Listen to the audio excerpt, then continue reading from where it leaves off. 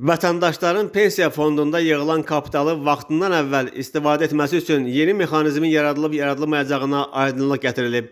Əmək və Əhalinin Sosial Müdafiəsi Nazirliyindən APA bildirilib ki, əmək pensiyaları haqqında qanuna əsasən pensiya kapitalı müvafiq olaraq fərdi şəxsi hesabın sığorta hissəsində qeydə alınan və fərdi şəxsi hesabın yığım hissəsində toplanan vəsaitlərin məbləğidir.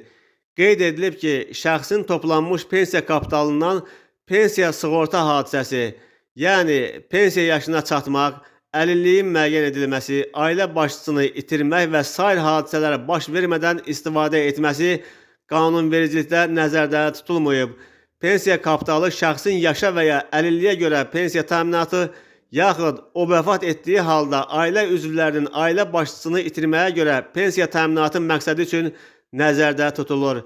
Şəxs pensiya yaşına çatdıqda və ya pensiya yaşına çatanadək əlilliyə məruz qaldıqda pensiya kapitalı əsasında ona aylıq pensiya təyin olunur. Vəfat etdiyi halda isə pensiya kapitalı müqabilində ailə üzvlərinə pensiya təyin edilərək ödənilir.